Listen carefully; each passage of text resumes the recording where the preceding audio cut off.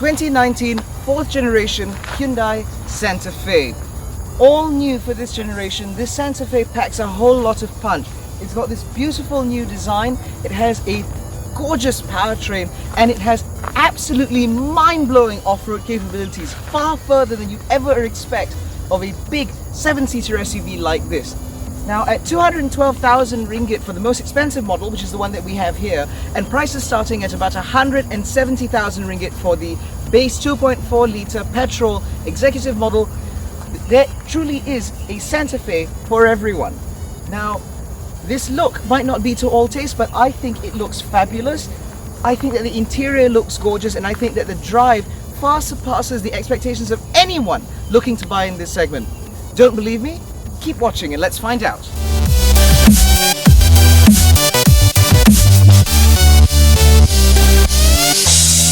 Well, this, what we're driving right now, is the new Hyundai Santa Fe, 4th generation model. It was introduced in Malaysia in May 2019 after having first been previewed at the KL International Motor Show in late 2018, and then previewed again to the public at a private event in Glenmarie earlier this year. Now, this car, or rather the Santa Fe, is available with two engines, a 2.4 litre MPI naturally aspirated petrol and a 2.2 litre turbo diesel, with either a 6-speed gearbox in the petrol and an 8-speed gearbox in the diesel, with all-wheel drive on the diesel and front-wheel drive for the petrol. Now, the car we've got here is the full-fat premium model with a diesel engine, which means that you get 190 PS and 440 Newton meters of torque, all-wheel drive like I mentioned earlier, and an 8-speed automatic gearbox.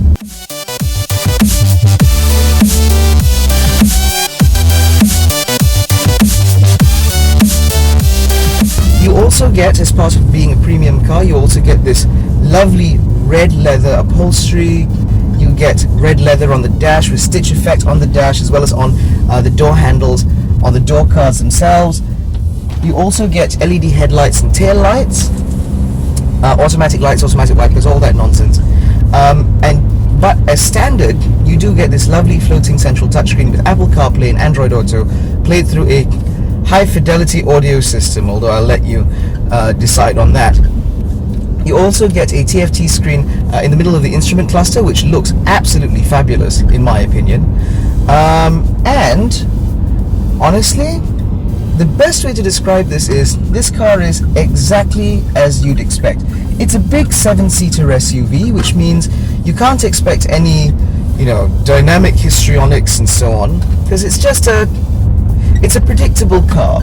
It's a predictable big SUV, which is exactly what you'd want of it. I mean, you don't buy a 7-seater SUV expecting the last word in driving dynamics. You expect comfort, you expect reliability, you expect a certain degree of dependability, and that is what this car offers.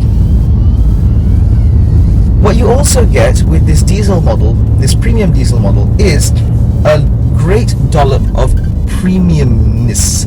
I know that that's not a particularly objective way to put it, but that's just how it is. This car is this car is incredibly premium, despite the fact that it wears a Hyundai badge, which might not inspire many, but as a result of having that Hyundai badge, it is really affordably priced for what I consider to be a premium car. So this vehicle, this full-fat premium with the 2.2 litre turbo diesel, which is the more expensive of the two engines, this car goes for 211,888 ringgit, or 212,000 ringgit and some change.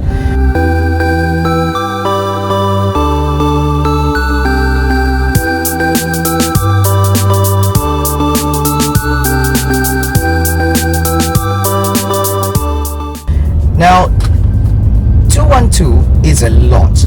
I'm not going to beat about the bush and try and tell you, no, it's affordable. It's not. 212 is a lot of money for a mass market brand, especially a mass market model like this. But consider this for a second. This roof lining it feels like suede or Alcantara, which is deeply impressive at this price point. You get, again, that burgundy leather along the door cards, along the dash, with this stitched I mean, this is a real stitch. There's actually an actual weave here. So this is not a car to be sort of screwed around with in that sense. I mean, it's got some properly premium stuff in here. And as a result, the overall effect, the overall sensation that you get driving this car around is, this is a premium product. Now, let's consider the options. If you were to get a mid-size premium SUV, something that would intrinsically feel a little bit better than this car, admittedly, you wouldn't have scratchy plastics and stuff like that. I mean, it's only here. But if you were to get a properly premium SUV, a big premium SUV, like say a BMW X5 or a Volvo XC90, you're looking at well over 400 grand. Even if you take a step below and look at the Mercedes GLCs and Volvo XC60s of the world, you're still looking at a price that pushes about 300-ish, if I'm not mistaken. And when you put it in that sort of context, 212,000 ringgit for a large 7-seater SUV, I should add, with full 7 seats for 7 adults, and a decent boot, and this great powertrain, and fabulous off-road capability, suddenly it doesn't seem so unreasonable. Now, of course, like I said, because this isn't a premium car, there are some compromises that you have to make. For starters, you get some scratchy plastics, like I mentioned earlier. You also don't get a flashy infotainment screen like you get on a BMW or a Mercedes-Benz, but if I'm completely honest, this is a nice central screen. It functions really well. It's very easy to use. The layouts are very sensible, and in my opinion, the Koreans do infotainment systems in this segment the best because it's just so simple. They resist the urge to put everything into the screen or to remove buttons, and so you still have physical buttons for like home setup, radio, media, track seeking. You still have knobs for the volume. You even have a favorite button so that you can trigger your favorite, or you can set whatever your favorite item might be, such as Android Auto for me or Apple CarPlay, and you can just press that button and it immediately goes straight into your smartphone mirroring, which I think is absolutely brilliant.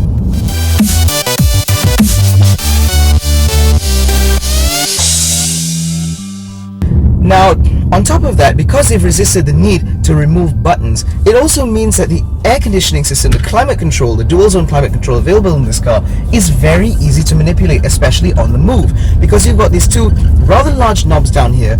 Everything is a big physical button.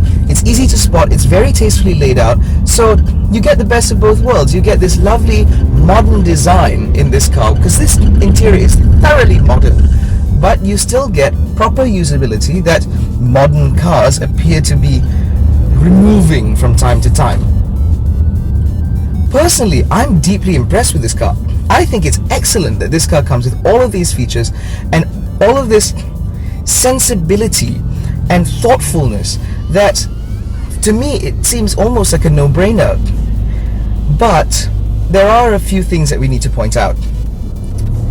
For 212,000 bucks, you can get this car's sister car, the car that it shares its powertrain and platform and most of its mechanical stuff with, the Kia Sorento, which is also a Korean 7-seater large SUV. Now that is slightly cheaper than this car, I'm told, but I guess between the two of them, what'll set you off is the design. Some people like the look of this car with its rather, shall we say, bold face, with its 6 light setup, with the DRLs on the top, the main beams at the bottom, and the fog lights beneath. And some people wouldn't. Some people would prefer the more conventional and traditional look that you get with a Kia Sorento, and that's fine. I mean, everyone's entitled to their opinions, but I guess perhaps that's why these two cars exist, you know, because you have the Sorento, which would function as, or rather appeal to, the kind of person who wants a more traditionalist SUV, whereas this is the car for the person that's a little bit more bold, a little bit more out there and willing to take chances and risks and so on. Perhaps.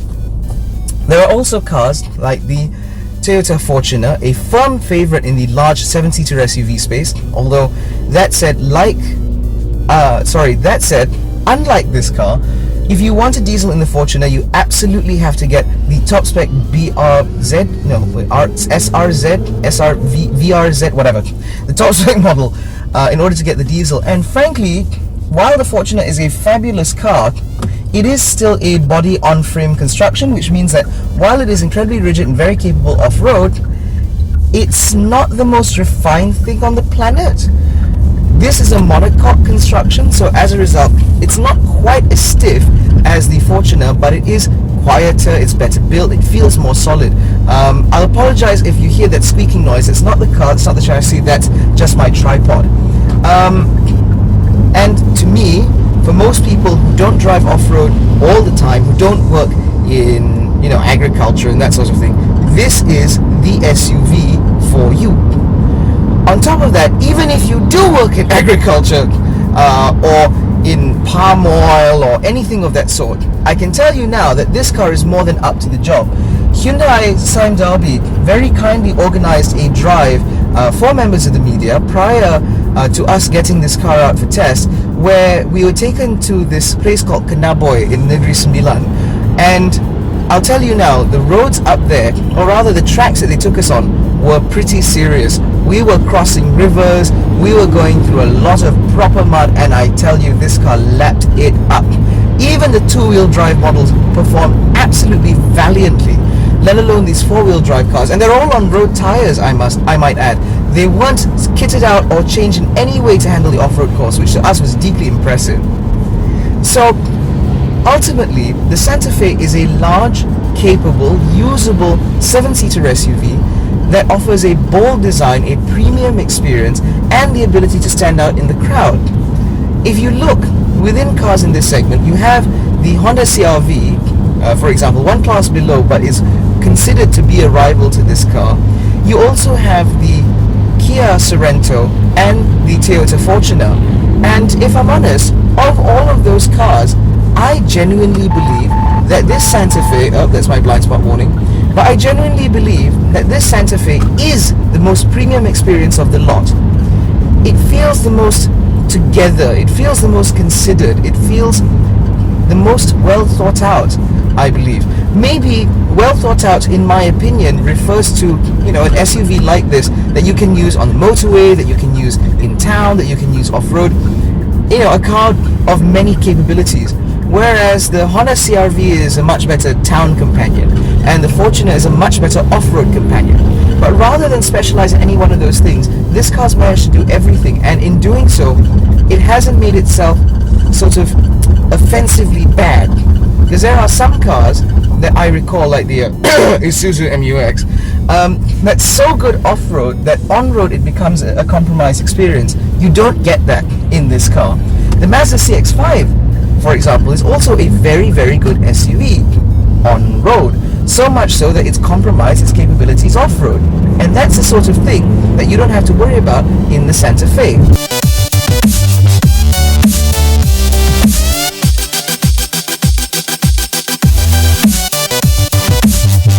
So let's cut this short, or rather let's get straight to the point.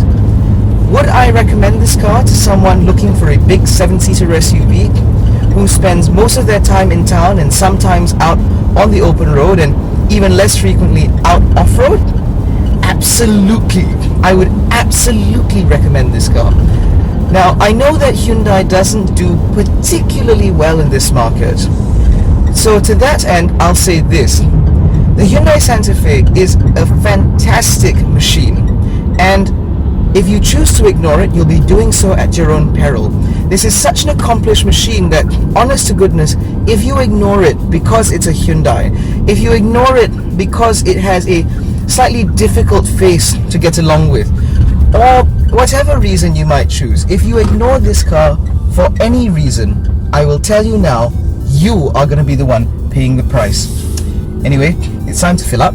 Thanks so much for watching. If you enjoyed this video, don't forget to give us a thumbs up, subscribe to our channel, and follow us on Facebook, Instagram, and Twitter at Malaysian Motoring. Or if you'd like, you can follow me on Twitter or Instagram at Aiman I Abdullah. I'm more than happy to take your questions and comments. Constructive criticism is welcomed, although if you're an ass, I'll be an ass to you.